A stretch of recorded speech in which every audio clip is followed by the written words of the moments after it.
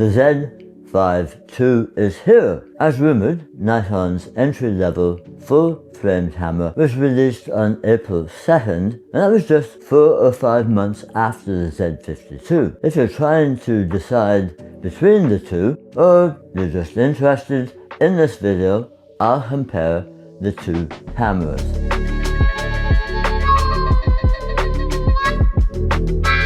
Hi, Ray here with my perspective on the Nikon Z5II and the Z52. I own the latter, or rather my wife does. I bought her a copy back in January. Now I haven't had a chance to try out the former since it just dropped yesterday, but going on its excellent specs, which we'll take a look at in a minute, I'm wondering if I shouldn't have waited for the Z5II. But forget my buyer's remorse, let's talk turkey. First, the price difference. The Z52 body retails for $909.95 US, the Z5II for $1699.95. And that might be all you need to make your decision.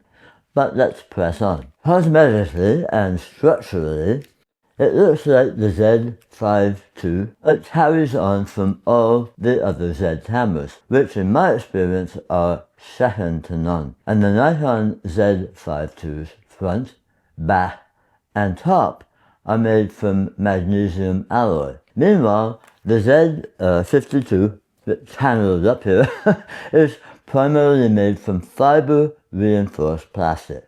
Now that doesn't mean that this is by any means flimsy.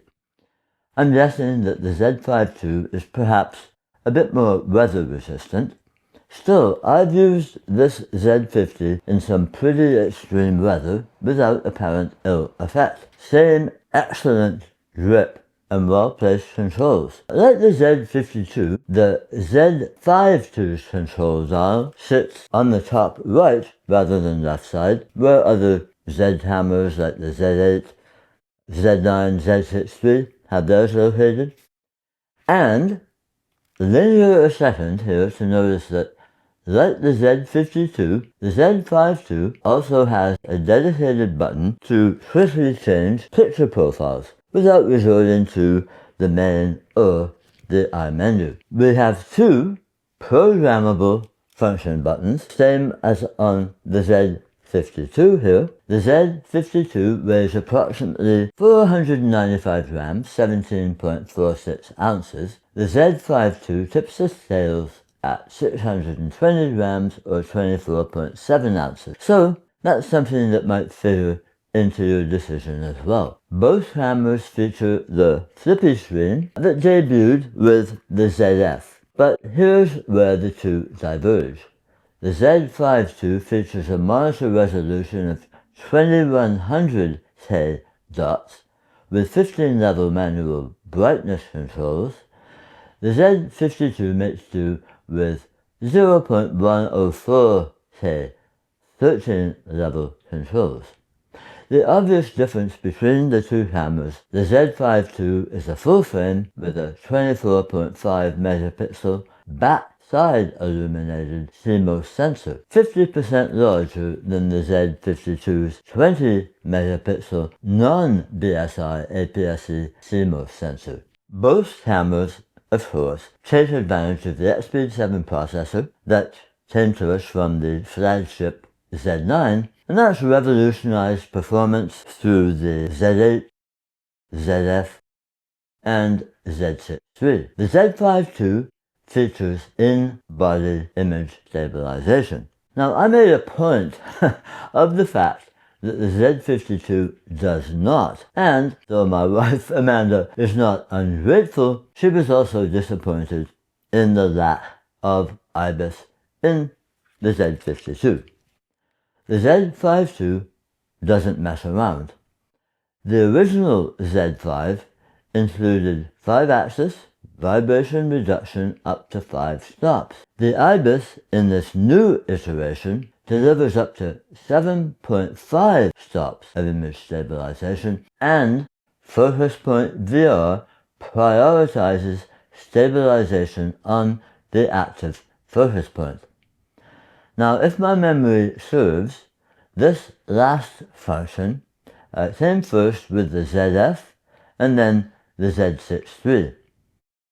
Z5II has 273 focus points, single point AF, 299 focus points, auto area AF.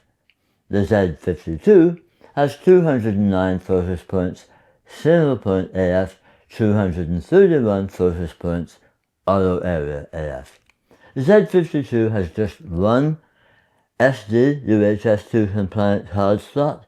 The Z5II adds a second UHS-2 SD slot. And like its bigger brothers, those slots have their own compartment, while the Z52's single slot is squeezed into the battery compartment on the bottom of the camera. And while we're there, the Z52 uses the ENEL25A battery, which, as I've said in my Z52 review, doesn't last very long. The Z5II uses the much better ENEL15C. Both cameras, or their batteries I should say, can be charged or powered via USB-C. As far as ports, nothing different here. The Z5II, like the Z52, has audio in-out, USB-C as mentioned, and unfortunately micro HDMI. Lucky for me, I own a Z6 III, Z8 and Z9, and well, those are the cameras that I use most often for video with an external monitor. You can refer to my ZF review if you want to see how I stabilized its micro HDMI cable in combination with the small rig cage for the ZF. Both cameras feature 3D tracking with subject detection and pre-release capture. Bird photographers and others who rely on capturing critical moments would, I think, be happy with either of these cameras depending on other specs. The Z5II can automatically detect and track 9 different subjects, people, dogs, cats, birds, and vehicles with dedicated bird and airplane modes, much the same as the Z52. The Z52 adds an entirely new also AFA mode, which according to Nikon, in AFA mode, the Z52 automatically detects subject movement and switches to tracking autofocus when necessary. ISO sensitivity range of 100 to 64,000, expandable to high 1.7, ISO 204,800 equivalent for the Z5II.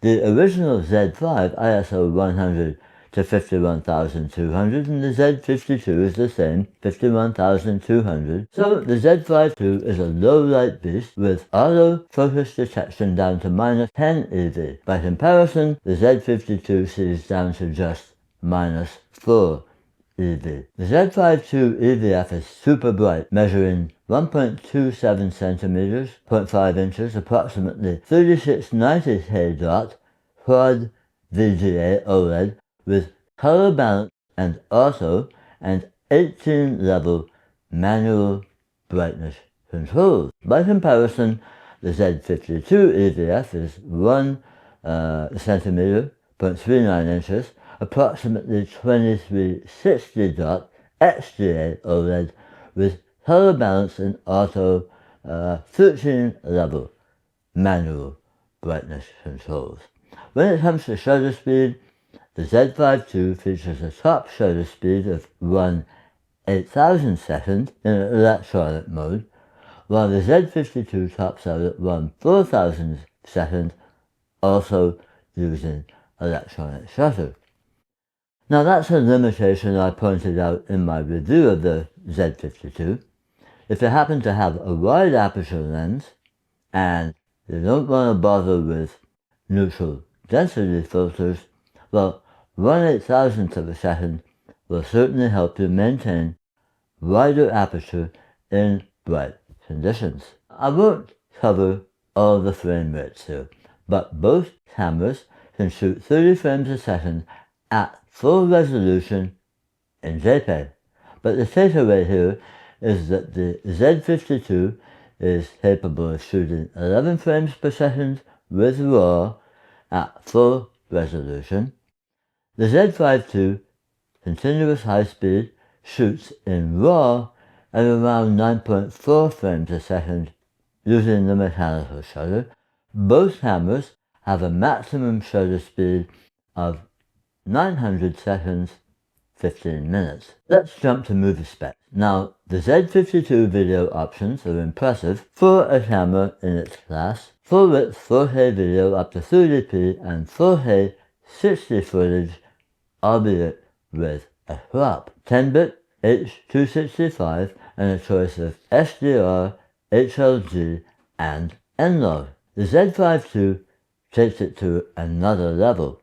Still 4K, but we get 12-bit NRAW, along with a host of other helpful video features, waveform, zebras, record frame indicator on the rear display, but not the Z50's tally light from what I can tell. Now I'd have liked to see that passed on. It's really a handy feature. The Z5II also incorporates the Z52's product review mode, wherein the camera overrides face recognition to focus on, say, a shiny new ripe chili pepper when it's held up to the camera. This isn't intended to be a deep dive into every feature and spec of either of these cameras.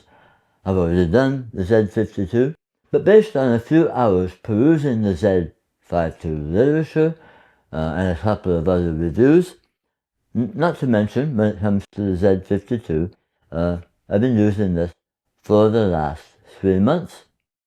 So these are my main takeaways. Did I miss anything important? One or two more comparisons. The Z5II has a joystick to move the focus point. You have to make do with the multi-selector on the Z52. But the Z52 gets a bonus point for the pop-up flash, great for parties. All in all, I'm happy with the choice that we made back in January. The Z52, well, it's the right camera for us, not least for its price point. As I've said in other videos, the compromises are manageable. For someone looking for a step up from a camera phone or point and shoot, the Z50, well, I think it makes perfect sense.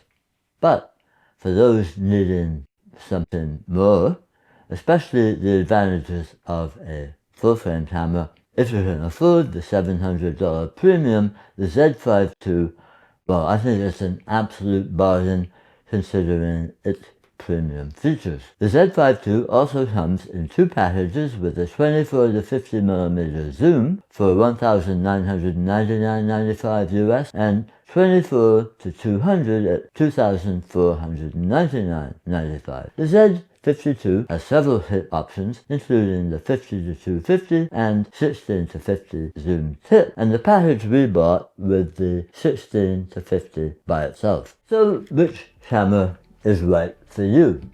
And what are your requirements? Please let us know in the comments. I hope this short, non-comprehensive comparison of these 2 most recent cameras from Nikon proved useful. Oh, and what do you think will come next, whether that's cameras or lenses from Nikon? Give this video the old thumbs up if you found it useful, and if this is your first visit to my channel, please do consider subscribing. Hit that notification bell so you don't miss new content from me. In the meantime, take care, cheers, we'll see you later.